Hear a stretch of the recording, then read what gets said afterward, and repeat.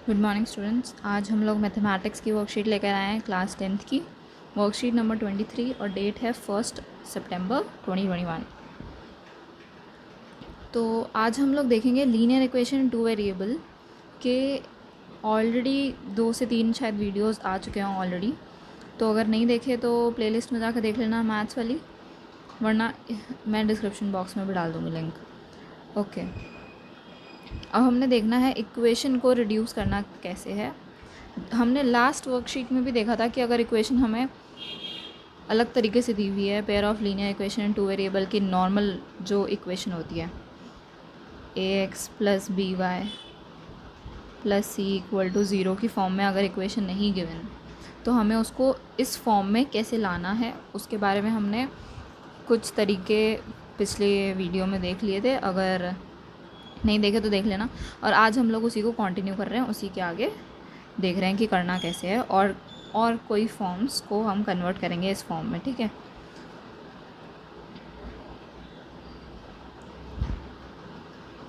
Okay. तो पहला example देख लेते हैं। वो कह रहा है कि ऋतु जो है वो डाउन स्ट्रीम रो कर रही है 20 किलोमीटर। कितने घंटे में? 2 घंटे में, 2 आवर्स में। और अप स्ट्रीम जा रही है 4 किलोमीटर। ओके, तो ये एक नदी है, इसका फ्लो नीचे की तरफ है। ठीक है, और यहाँ पर एक बोट है।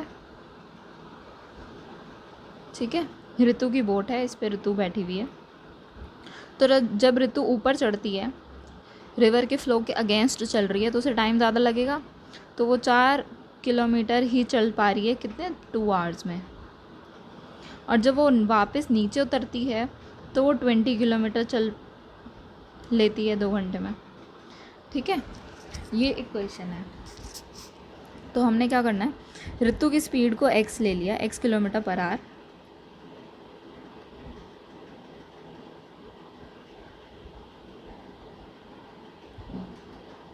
ऋतु की स्पीड को ले लिया x किलोमीटर, और नदी की स्पीड को, जो करंट है नदी का, उसको y किलोमीटर पर आवर ले लिया।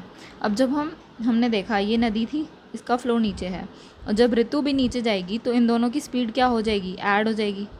और जब ये ऊपर जा रही थी ऋतु, तो ऋतु की स्पीड में से ये करंट की स्पीड को हमें माइनस करना पड़ेगा। तो जब वो नीचे जा रही थी, डाउन स्ट्रीम जब नीचे जा रही थी, तो उन दोनों की इक्वेशन प्लस हो जाएगी, और जब वो ऊपर जा रही थी तो माइनस हो जाएगी। हमें पता है स्पीड का क्या डिस्टेंस होता है। अच्छा, ये स्पीड में हमने माइनस प्लस किया है। अब हमें पता है स्पीड का डिस्टेंस है डिस्टेंस अपॉन में टाइम। स्पीड का फॉर्मूला है डिस्टेंस अपॉन में टाइम, और टाइम क्या हो जाएगा फिर? डिस्टेंस अपॉन में स्पीड, यहीं से निकाल लिया। टाइम यहाँ चला गया, स्पीड यहाँ आ गया। ठीक है, तो इक्वेशन के अकॉर्डिंग हमारे पास डिस्टेंस अपॉन में स्पीड ले रहे हैं हम। डिस्टेंस है 20 किलोमीटर, और वो जा रहा था डाउन स्ट्रीम, ऋतु नीचे जा रही थी, तो x प्लस वाई स्पीड हो गई। टाइम कितना है? 2 घंटे। तो 2x प्लस वाई 20 के इक्वल हो गया, और x प्लस वाई की वैल्यू 10 आ गई। तो हमने इसको इक्वेशन 1 मार्क कर लिया। दूसरी इक्वेशन 4 किलोमीटर चल रही है और स्पीड भी कम हो गई है, x माइनस वाई हो गई है, 2 घंटे में ही पूरा हो रहा है। इसको सॉल्व करके इक्वेशन 2 निकाल ली। अब हमें पता है ये इक्वेशन और ये इक्वेशन हमारी normal linear equation two variable वाली इक्वेशन आ गई। इन दोनों को हमने एलिमिनेशन मेथड से सॉल्व कर लिया है। y से y कट गया, और बाकी सॉल्व करके x और y की वैल्यू निकाल ली है। तो मतलब ऋतु की स्पीड 6 किलोमीटर थी और स्ट्रीम 4 किलोमीटर पर आवर की थी। ओके,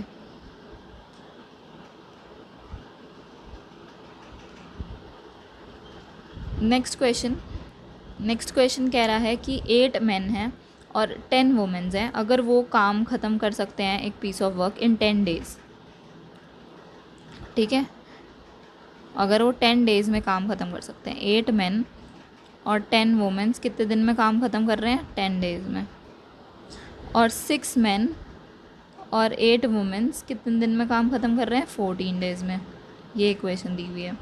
हमें निकालना है कि टाइम टेकन कितना होगा अगर एक मैन और एक वुमेन अलोन काम करें। तो हमने टाइम ले लिया मैन का x और वुमेन का टाइम ले लिया y। तो इक्वेशन इसी तरीके से सॉल्व करेंगे। तो 1 मैन का अलोन का टाइम ले लिया x, और वाई ले लिया हमने total time taken by 1 women. तो 8 मेन थे, 8 मेन और x एक बंदे का काम है। ऐसी 12 वुमेन्स थी।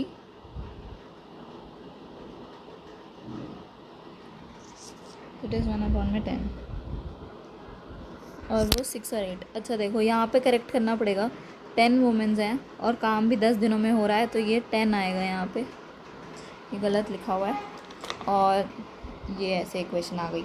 अब इस टाइप की इक्वेशंस, ये जो यहाँ पे इक्वेशन दी हुई हैं, इस टाइप की इक्वेशंस को लीनियर इक्वेशन इन 2 वेरिएबल की नॉर्मल इक्वेशन बनाने का फॉर्मूला हमने लास्ट वीडियो में देखा था कि इनको कैसे कन्वर्ट करते हैं नॉर्मल इक्वेशन में। तो वही करा हमने, 1/x को p ले लिया, 1/y को v q ले लिया। यहाँ पर भी 10 आएगा, या तो इसी को तुम 12 कर लो अगर सोल्यूशन में ही सही नहीं करना तो ये 12 ले लो, फिर क्वेश्चन में चेंज कर लेना, एक जगह चेंज करना पड़ेगा। तो ये एक इक्वेशन आई, ये एक इक्वेशन आई। इन दोनों को हमने एलिमिनेशन मेथड से, अगेन एलिमिनेशन मेथड से सॉल्व कर लिया और हमारे पास वैल्यू आ गई q की 280 और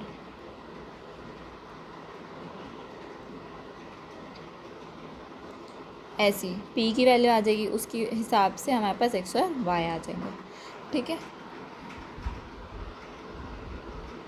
अब हमें क्वेश्चन दिया हुआ है कि एक बोट अपस्ट्रीम है, मतलब नदी का बहाव नीचे है और बोट ऊपर जा रही है। तो बोट 30 किलोमीटर चढ़ रही है और 44 किलोमीटर, 30 किलोमीटर चढ़ रही है और 44 किलोमीटर वापस आ रही है 10 घंटे में। टाइम दोनों में 10 आवर्स ही लग रहा है और 13 आवर्स में वो 40 किलोमीटर ऊपर जा सकती है और 55 किलोमीटर नीचे आ सकती है। कितने आवर्स में? 13 आवर्स में। तो हमें स्पीड ऑफ द स्ट्रीम और बोट निकालनी है। ठीक है, तो वो 30 किलोमीटर चल रही है ऊपर और 44 किलोमीटर आ रही है नीचे और फिर 40 किलोमीटर ऊपर जा रही है। ये था 10 आवर्स में और 55 किलोमीटर नीचे आ रही है कितने? 13 आवर्स में। तो हम स्पीड ऑफ बोट ले लेते हैं x किलोमीटर पर आवर और स्पीड ऑफ स्ट्रीम, पानी का बहाव, x किलोमीटर पर आवर। ठीक है, तो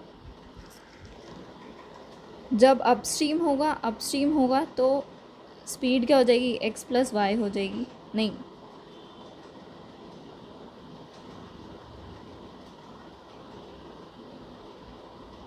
अपस्ट्रीम में x - y हो जाएगी स्पीड और डाउन स्ट्रीम में हमारी स्पीड हो जाएगी x + y। ओके, और टाइम का फॉर्मूला हमने देखा था,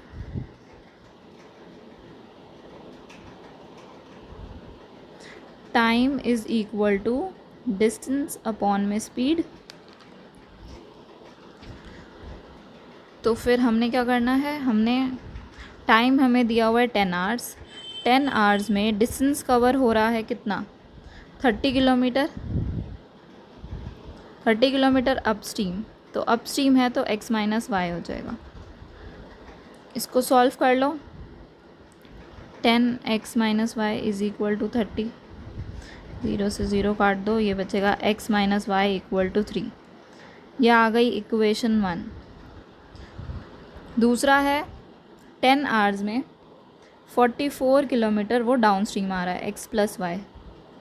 इसको सॉल्व कर लो, 10x + 10y = 44। इसको अगर सॉल्व करोगे, रिड्यूस कर लोगे तो ये आ जाएगा 5x + 5y = 22। ये हो गई इक्वेशन 2। वैसे तो इन दोनों इक्वेशंस को सॉल्व करके आप वैल्यू निकाल सकते हो। इन दोनों इक्वेशंस की वैल्यू आ जाएगी जब एलिमिनेशन मेथड से सॉल्व कर लो। इसको इंटू नहीं, सब्स्टिट्यूशन से कर लो, नहीं एलिमिनेशन से ही ठीक है। इसको 5 से इंटू करा, ये बचेगा 5x - 5y इक्वल टू 15 और इसको एज इट इज़ लिख लिया और ये कट जाएगा, बचेगा 10x इक्वल टू 37। x की वैल्यू आ गई 37/10। ये वैल्यू y में डाली,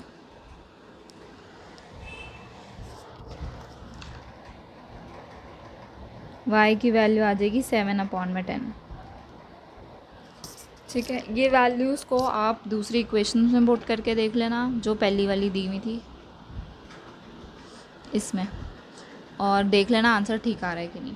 ठीक है, 2 इक्वेशन से ही सॉल्व हो रहा है वैसे तो। है 2 वुमेन और 5 मेन टुगेदर काम कर रहे हैं एक एम्ब्रॉयडरी वर्क में जो 4 दिन में ख़त्म हो जा रहा है। तो वुमेन का काम ले लो x और मेन का ले लो y। ओके, ये आ रहा है 2/x प्लस 5।